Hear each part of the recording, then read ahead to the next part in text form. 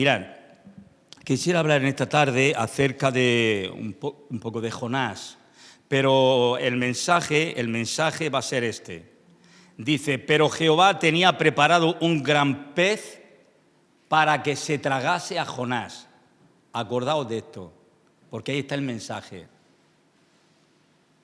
Pero Jehová, en Jonás capítulo 1, verso 17, pero Jehová tenía preparado un gran pez que tragase a Jonás. Ya sabéis cuánto tiempo estuvo en él. 3 días. 3 días y 3 noches estuvo Jonás en el vientre del pez. ¿Quién era este Jonás? Este Jonás vivió en el tiempo, como dice al principio, vino palabra de Jehová a Jonás, hijo de Amitai, diciéndole, lo llama, este hombre era un profeta de Dios. Se le tiene como de los profetas menores. Están los profetas menores y los profetas mayores del Antiguo Testamento. Menores es porque su trayectoria, según lo que vemos en las Escrituras, es menos que la de otros como Isaías, Jeremías y otros, Ezequiel, que tienen un recorrido más largo. Jonás le tocó vivir en el tiempo de Jeroboam II. Está el Jeroboam de la Biblia, el primero, que fue cuando Roboam, el hijo de Salomón, no anda bien en el camino del Señor y Dios le quita de las 12 tribus, le quita 10, las 10 que son las del norte y solamente le deja 2 a Roboam. Roboam es hijo de Salomón y Jeroboam era otra persona, un hombre valiente que se ha criado en Egipto, que ha huido de Salomón en el tiempo de él y ahora viene y el profeta Ahías, rompiéndose la capa, la hace 12 trozos y le dice, toma, estos 10 trozos, así te dice el Señor, te doy 10 tribus para que las cuides y si eres fiel, yo te bendeciré y si no, te cortaré. En la máximo 4ª generación, y así lo hizo Dios. En la 4ª generación cortó totalmente la casa de Jeroboam. Pero este Jeroboam II no tenía que ver nada con el primero, no era familia de él. Era rey de Israel. Estaban los reyes de Judá, como habéis visto cuando entramos en Primera de Crónicas, Segunda, o bien Primera de Reyes, Segunda, que al mismo tiempo que estamos leyendo se ve rey de Judá y rey de Israel, que no es lo mismo. El rey de Judá estaba en Judá y el otro estaba en Samaria, donde tenía en Damasco la capital del reino, para que lo entendamos. En ese tiempo le toca vivir al profeta Jonás. Él le da una palabra profética, que es lo único que conocemos a este rey Jeroboam. Conviene saberlo porque así nos va a hacer bien luego a la hora cuando tengamos que hablar de ello, es bueno que tengamos conocimiento. Dice en Segunda de Reyes capítulo 4 verso 25, dice él, refiriéndose a Jeroboam II, dice él restauró los límites de Israel, desde la entrada de Hamat hasta el mar del Arabá, conforme a la palabra de Jehová, Dios de Israel, la cual él había hablado por su siervo Jonás, hijo de Amitai, profeta que fue de Gat-Efer. Dios le dio una palabra al profeta Jonás para que se la diera a este rey lo que tenía que hacer. Para que nos situemos. Sepamos que esto no es una historieta, no es una fábula, es un hecho real, es la vida de un profeta. Por eso es un profeta de los menores, como Ageo, como otros, porque su recorrido es corto. Lo que sabemos de ellos es corto. Y aquí el plano que presenta es un profeta que Dios quiere enviar un mensaje para que una ciudad que tiene 120.000 habitantes, más los animales que tiene, todos los rebaños, 120.000 habitantes, una gran ciudad en aquel tiempo, llamada Nínive. Esta ciudad la construyó, ¿os acordáis quién la construyó?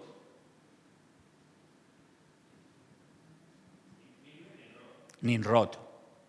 Nimrod edificó, empezaron a edificar, a construir Babel, y de allí empezaron a irse a Nínive, Rehoboth y 2 o 3 ciudades más. Este era el bisnieto de Noé, poderoso cazador, este que se interpuso a Dios, diríamos el primer anticristo. No anticristo, sino con el espíritu de ese anticristo. ¿Qué es el espíritu del anticristo? Es un espíritu que se opone a Dios. Y este hombre dice, vigoroso cazador ante Jehová, o el que se pone delante de Jehová y lo confronta. Entonces él construyó Nínive, una ciudad Nínive que dice que era una ciudad dada a la rapiña. Salían y saqueaban todo lo que podían y era un gran peligro. Su pecado había llegado hasta los cielos y Dios se había propuesto en su corazón de destruirla, que más adelante el profeta Isaías profetiza acerca de Nínive que iba a ser destruida totalmente y fue destruida. Sabemos que hay ruinas de ella, se han encontrado ruinas, que es verdad que existió Nínive. Entonces, esta hermosa ciudad, una gran ciudad, camino de 4 días a pie, le tocó al profeta. Dios le dice a Jonás, así dice, vino palabra de Jehová en el capítulo 1, verso 1 en adelante, hijo de Amitai, diciendo, levántate y ve a Nínive, aquella gran ciudad. No era una ciudad pequeña. Yo no sé cuántos habitantes tendrá Murcia. 500.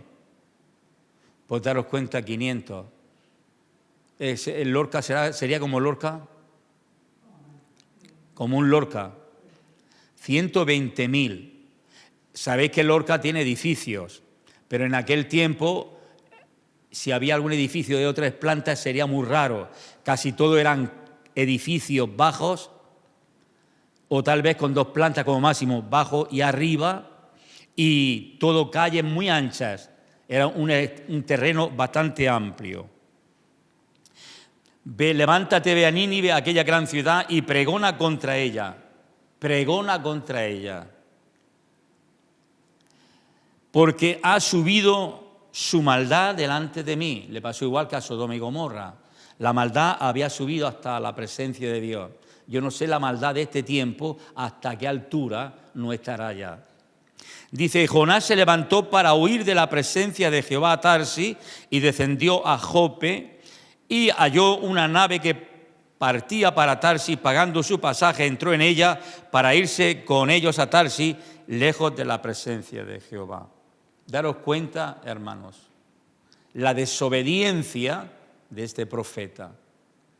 Dios le envía que vaya a Nínive. Y él coge y no le dice nada, nada que coge, va a Jope, allí en esta ciudad, ¿os acordáis donde estaba Pedro? En Jope, donde estaba Simón el curtidor, y él estuvo allí cuando él recibió aquel éxtasis y vinieron a buscarlo para predicarle el evangelio a la casa de Cornelio.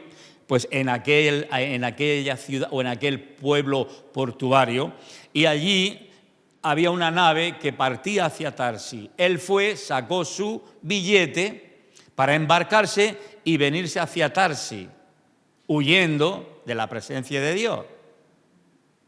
Se rebeló contra Dios, no quiso obedecerle. Y dice la palabra de Dios en el verso 4, pero Jehová hizo levantar un gran viento en el mar y hubo en el mar una tempestad tan grande que se pensó que partiría la nave.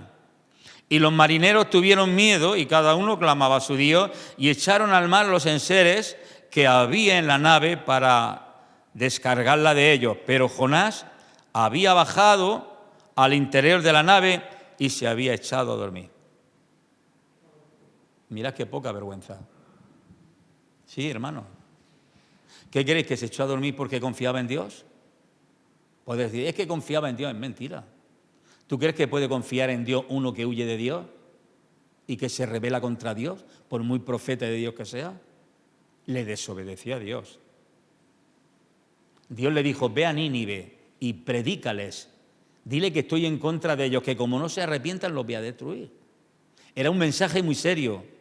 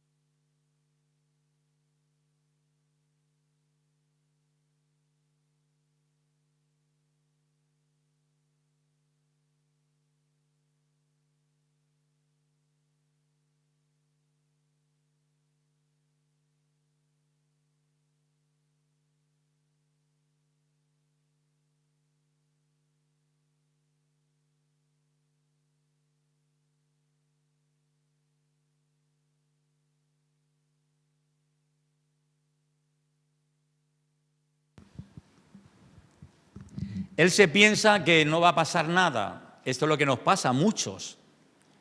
Que Dios nos manda a hacer algo y nosotros le desobedecemos. Dios nos llama y nosotros no le hacemos caso. Y pensamos que no va a pasar nada. No te equivoques. No te equivoques. Cuando nosotros desobedecemos a Dios, déjate del amor de Dios. No.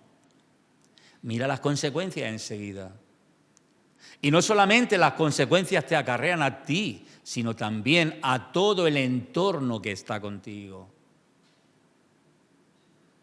Hermanos, conviene que saquemos una gran enseñanza, a la vez que es una historia preciosa, pero hay una enseñanza muy importante. Se baja el hombre a la bodega, allí todos asustados, todos clamando a su Dios, cada uno tenía su religión, o habría varias religiones, o tal vez de varios dioses, cada uno tendría su fe puesta en un Dios distinto. Y entonces ellos clamando a su Dios empiezan a tirar enseres al mar de la nave para que la nave esté más ligera y así el mar no la pueda tirar. Y él se va abajo a la bodega y en puesto de decirle, Señor, perdóname, dame una oportunidad, sácame de esta situación, te prometo que voy a hacer tu voluntad. No, se echa a dormir. Y como dije antes, ¿por qué? Algunos dirán, porque confiaba en Dios. Mentira. Es que cuando nosotros desobedecemos a Dios y no le hacemos caso, nos echamos a dormir y no clamamos a Dios. Y mientras que el mundo clama a sus dioses, nosotros no clamamos a Dios porque creemos que lo tenemos todo hecho. Porque tenemos una confianza, creemos que tenemos una libertad, que podemos rebelarnos contra Dios, no hacerle ni caso y luego que todo va a estar arreglado. Pero no es así. No es así. Los marineros tuvieron miedo y cada uno clamaba a su Dios. Dice, y echaron al mar todos los enseres que podían o que veían que era innecesario. Pero dice que Jonás se había bajado al interior de la nave. Él tranquilamente se echó a dormir. No tengo preocupación alguna. Entonces dice que, y dijeron cada uno a su compañero, venid y echemos suertes para ver por qué causa o quién es el que está causando, porque se dieron cuenta que esto no era normal. No era normal. Y dijeron, aquí pasa algo, es algo anormal. Y se empezaron a preguntar, ¿qué es lo que está pasando? ¿Qué es lo que habéis hecho? ¿Qué es lo que habéis hecho para que esto no esté aconteciendo? Porque vieron que el mar se le había puesto tan bravo, tan en contra, que veían que la nave se iba al traste. Y que aún sus propias oraciones no traían sosiego al mar, ni al viento. Entonces dice que el patrón de la nave se le acercó, bajó y vio a este hombre que estaba dormido, mientras los demás estaban ahí temblando de miedo, intentando a ver si podían controlar la nave y clamando a su Dios. Baja a la bodega y lo ve allí al profeta allí, durmiendo a pata suelta. Y pues algunos pensarán y dirán, es que confiaba en el Señor. No. Cuando nosotros no estamos en la voluntad del Señor, ¿sabéis lo que nos pasa? Nos viene un sueño que no es de Dios. Un sueño que nos lleva a perecer. Un sueño que no es de Dios. Porque aunque tú tengas sueño, cualquier ruido lo vas a oír. Y él no podía haberse echado tan tranquilo y no importándole nada, sabiendo que él era el causante de esa situación. Porque el Dios que él tenía no era el Dios que los otros tenían. Porque el Dios que tenían eran dioses de hierro, de madera, de piedra, pero el Dios que tenía era el creador del universo, el creador del viento y del mar.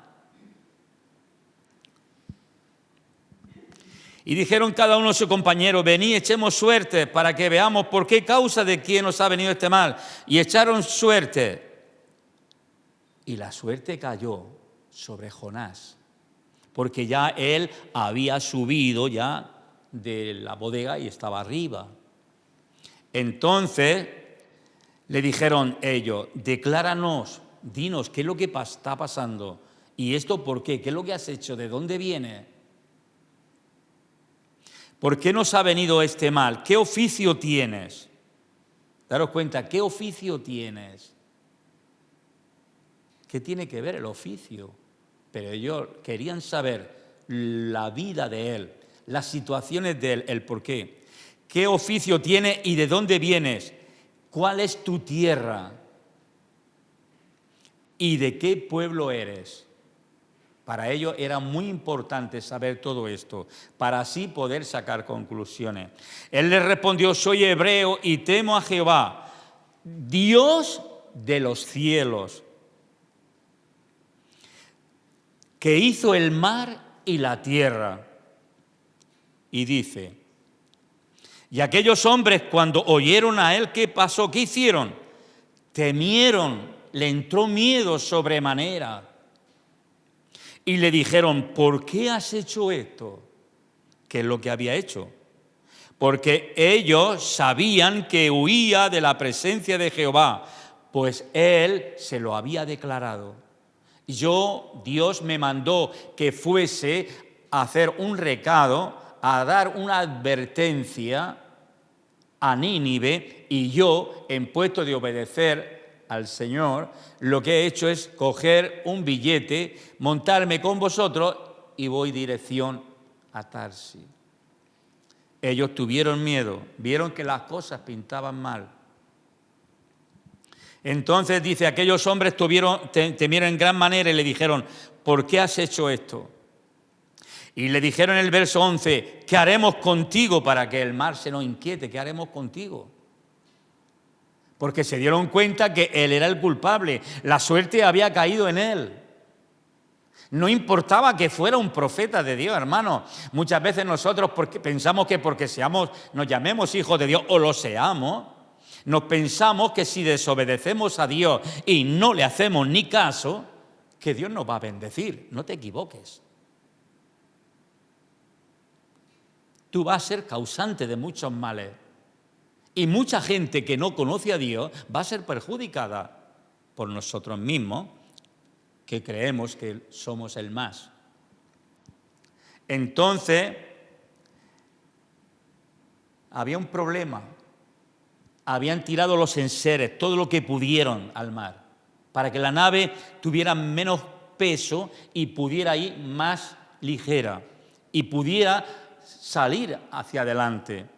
Pero había un problema gordo y era que el mar se iba embraveciendo cada vez más y más. Entonces él le respondió, tomadme y echadme al mar, y el mar se os inquietará.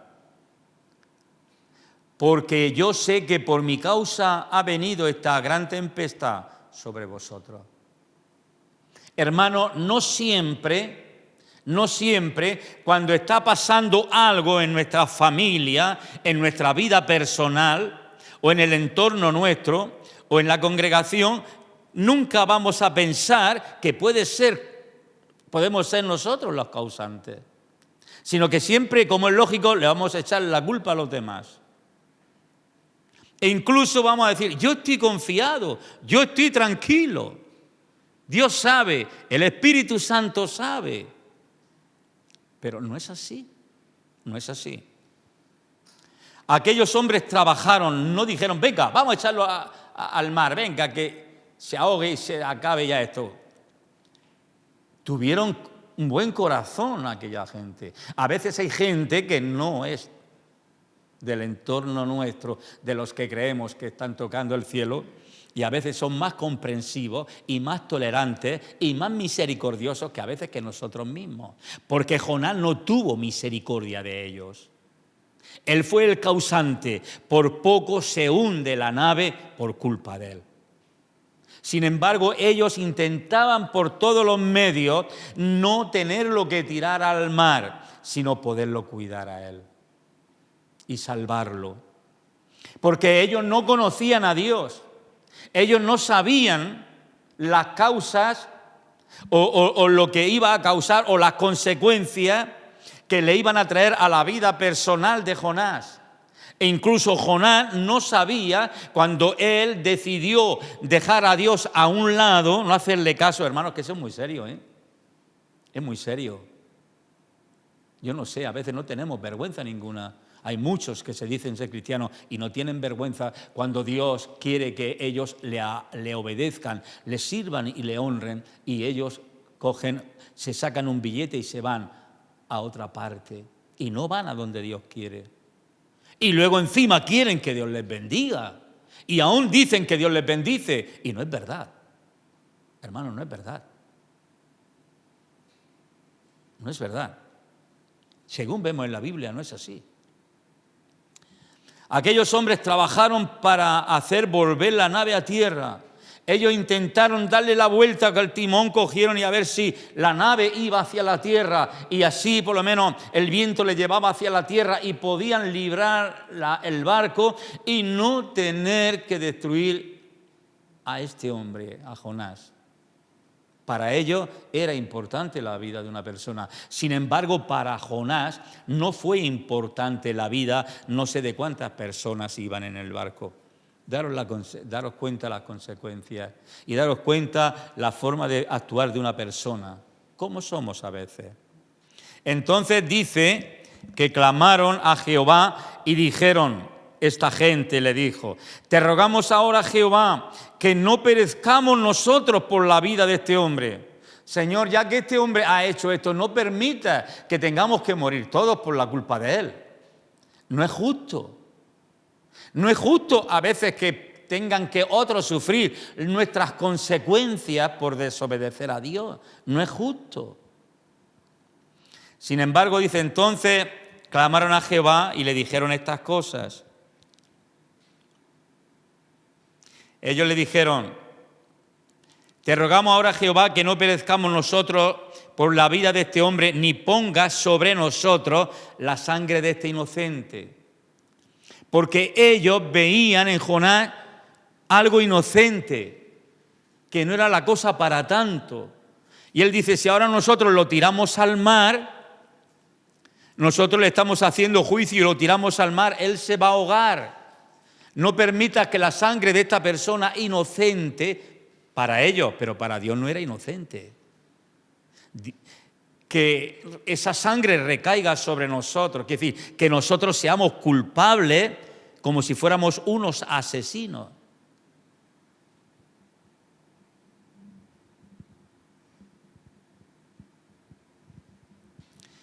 Porque tú, Jehová, has hecho esto como has querido, le dijeron. ¿Quién había embravecido el mar? ¿Quién había puesto el viento fuerte para remover las olas y el barco? Dios, ¿no? No fue el diablo.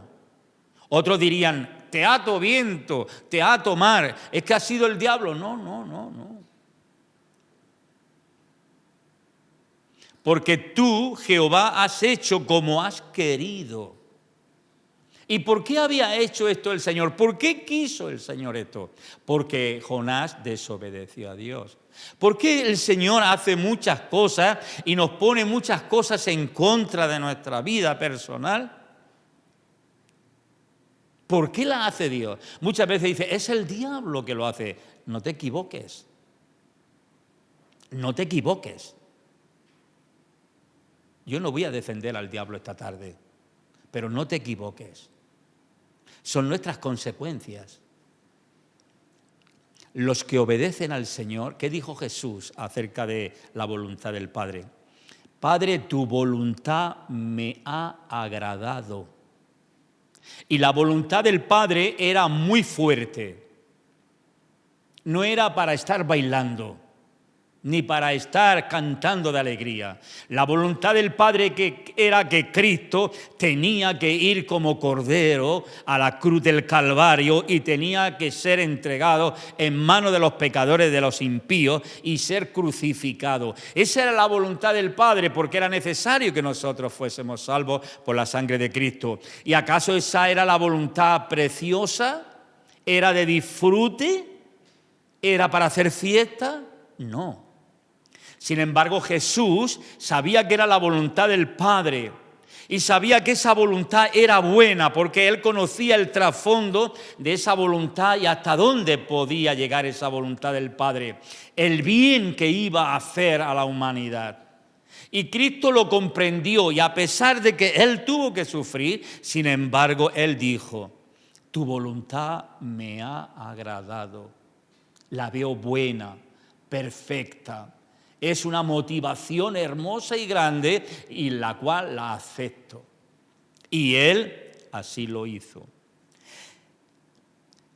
Has hecho esto como has querido, le dijeron ellos. Fue Dios que hizo que la nave se pusiera así. Podía haber dicho, pues mira, voy a pasar de ti. Tú has pasado de mí, no te voy a hacer ni caso. Te vas allá, a Tarsis, y haz lo que te parezca. Por mí ya ni vas a ser profeta, ni quiero saber nada. Pero no. ¿Sabéis una cosa?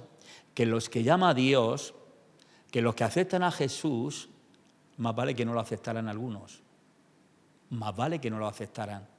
Porque dice que a Tiro y a Sidón les será más tolerable el juicio, o el castigo, perdón, en el día del juicio, que a aquellos que habiendo sido llamados por Dios, no obedecieron a Dios. Eso es lo que dijo Jesús, ¿no? Ay, corazón, si en ti se hubieran hecho los milagros que se están haciendo allí en Nazaret y en otros lugares, ay, otras cosas, otro gallo le hubiera cantado a esta gente. Pero no. Hermanos, entonces intentaron por todos los medios de intentar de librar a este hombre. Pero Dios quería que este hombre, Jonás, recibiese una lección. Porque Dios no toma a nadie por inocente. Muchos dicen, Dios, es que es bueno, qué bueno que es Dios. Y como dicen los andaluces, todo el mundo es bueno, o bueno, dicen, ¿no? No nos confundamos, que uno se atrevió a decirle un joven, maestro bueno, y él le dijo, ¿bueno? ¿Quién es bueno? Bueno, solamente Dios. No nos equivoquemos, no nos equivoquemos. Y temieron aquellos hombres a Jehová. Ellos cogieron con todo el temor, intentaron hacer lo posible ellos para tomar el control, pero no pudieron. Y decidieron echarlo al mar. Fue echarlo al mar, caer al mar, hermano, y al igual que el mar al principio se puso bravo, y el viento y el mar tiraban a la nave, estaba a punto de haberla destruido totalmente, ahora el mar y el viento entra en una calma tremenda. Así cuando tú ves el mar y dices, qué precioso, qué relajado que está el mar. Así se quedó. Porque Dios quiso que así fuera. ¿Por qué? Porque Dios quiso hacerlo. Porque allí había un hombre que, siendo un siervo de Dios, desobedeció a Dios. Y aquí no está en que seamos lo que seamos, sino que hagamos lo que Él quiere. Entonces, ¿qué pasó?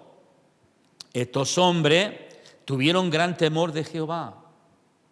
Ellos cada uno, o tal vez algunos tendrían el mismo Dios, pero tenían sus dioses. Pero ellos les cogió o les sobrecogió temor a ellos, porque sus dioses, sus oraciones no pudieron solucionar el problema que ellos tuvieron.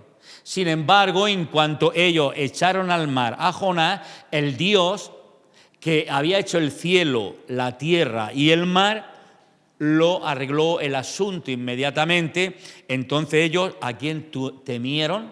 ¿A sus dioses? No, temieron a Jehová. ¿Y qué hicieron?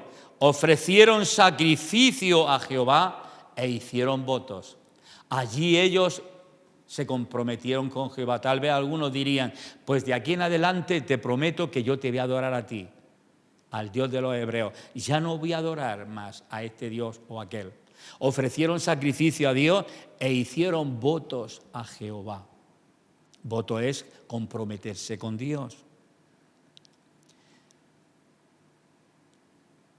Pero Dios lo tiene todo controlado, hermanos.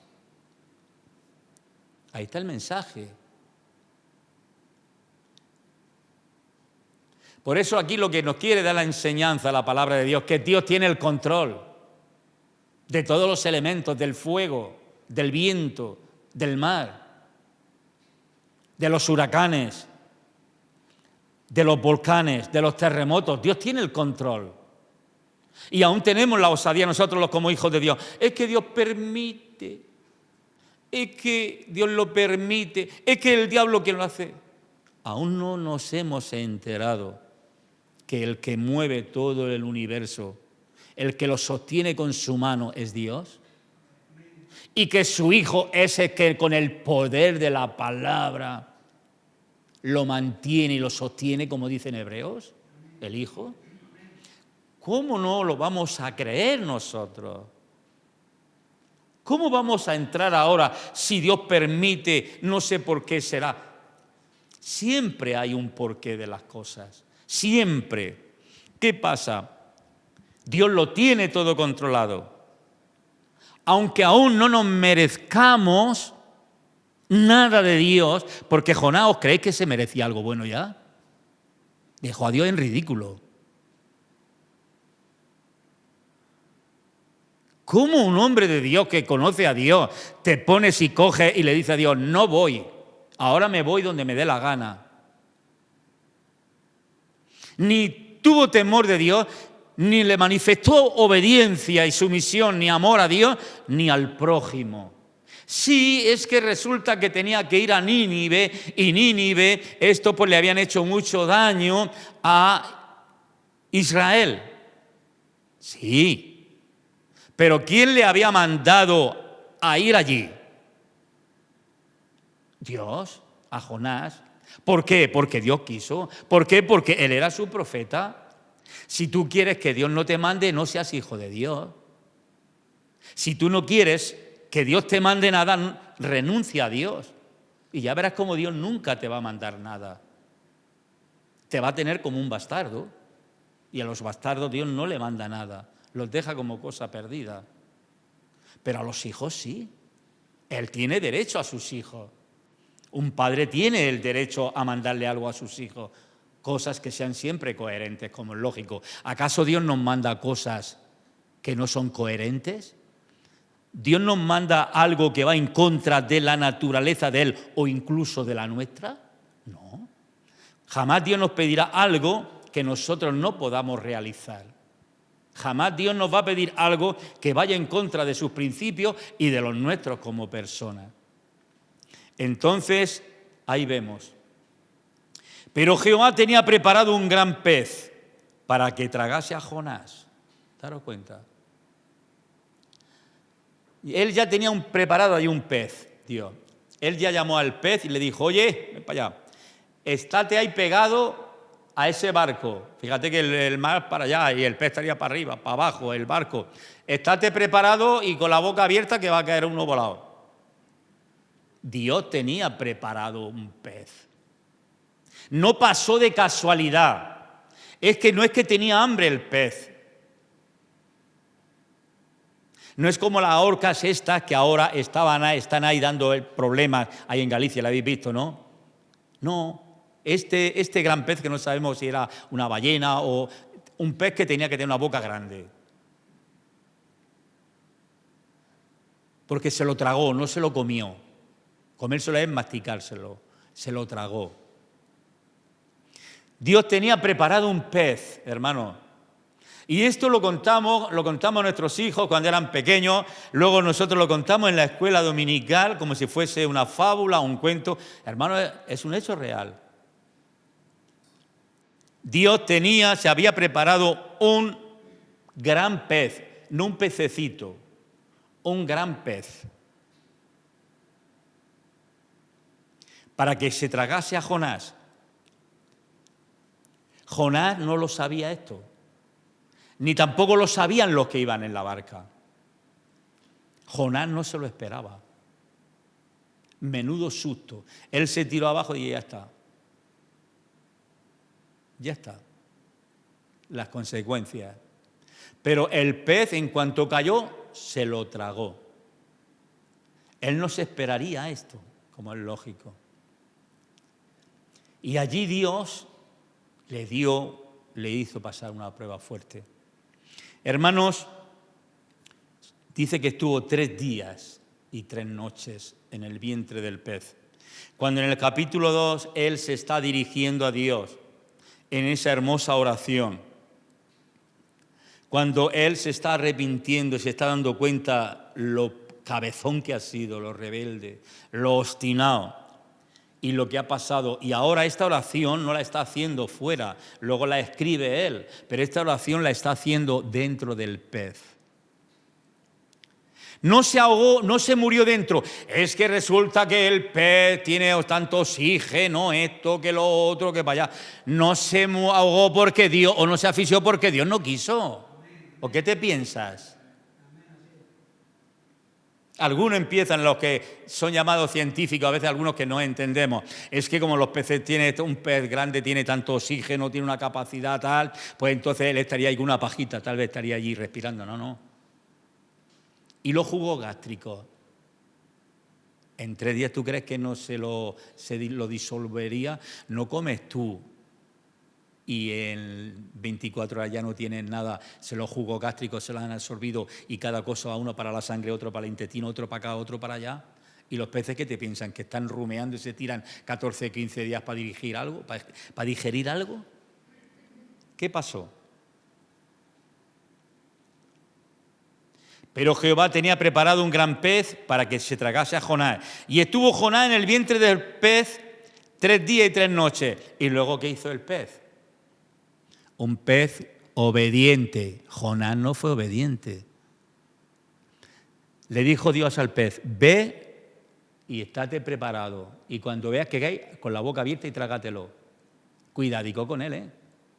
Cuidado con él, porque le voy a dar una lección. Y luego le dijo, y luego después, cuando se pasen los 3 días y las 3 noches, te vas a la orilla y coges y lo vomitas. Yo no sé, daros cuenta, cuando leemos esta oración, las cábalas que se hace y lo que piensa, lo que dice, fueron 3 días tremendos. Esto es la lección de un hombre que Dios lo envía a hacer la voluntad de Dios y él no quiere hacerla. Y esto es lo que nos puede pasar a muchos y nos pasa mucho. A uno se los traga un pez, al otro se le pone este problema, al otro se nos pone otro problema. Muchos problemas diversos por no hacer la voluntad de Dios. Y luego siempre le echamos la culpa al diablo. Y luego decimos, es que Dios no me ama.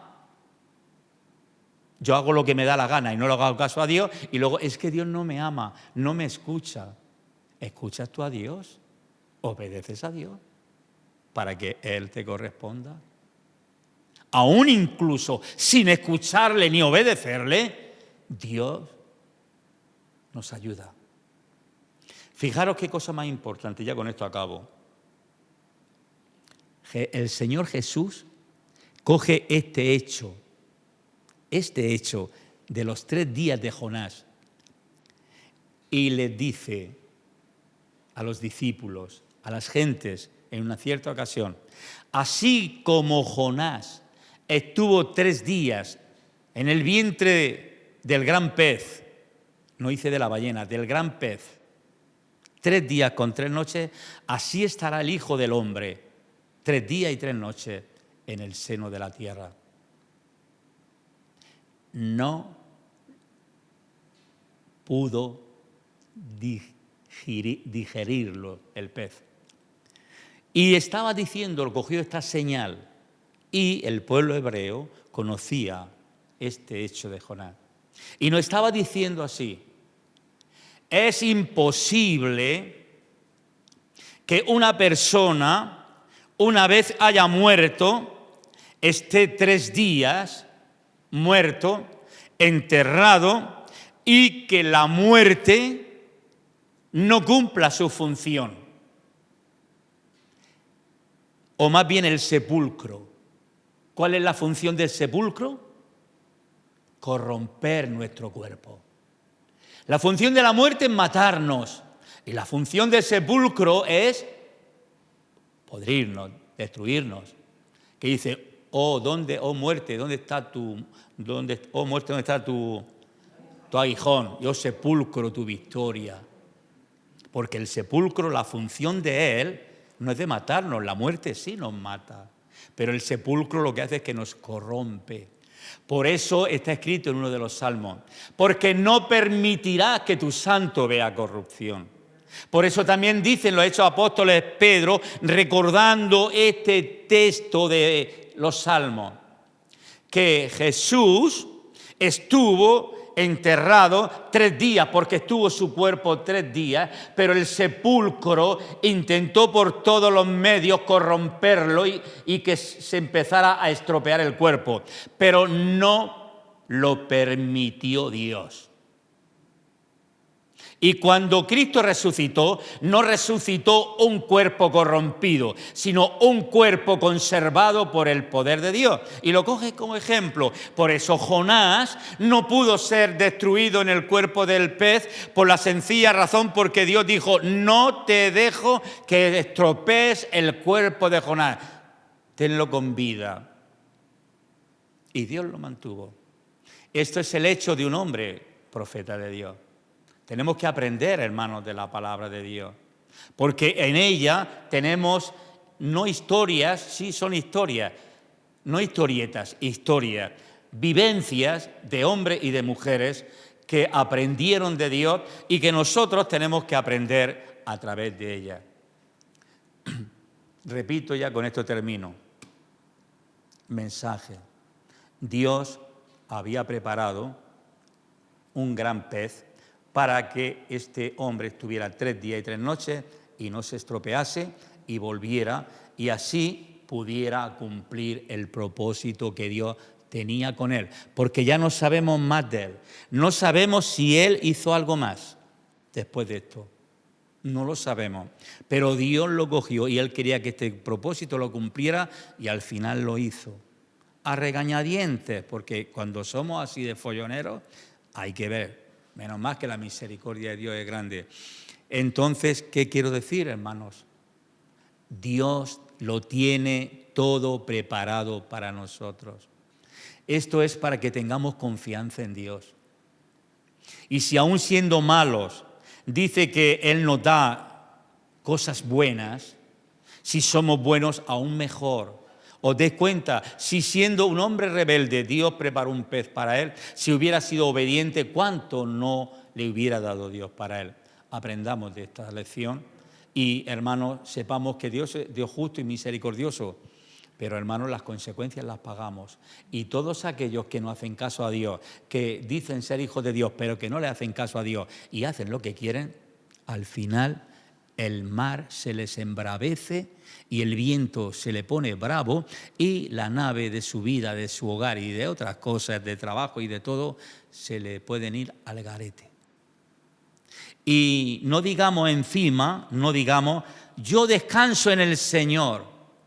Yo descanso en el Señor. No descansa, es que ni ora, ni le pide, ni le dice, estás dormido. ¿Y qué dice Dios? Levántate tú que duermes entre los muertos para que te alumbre a Cristo. Amén. Amados, que el Señor nos bendiga grandemente.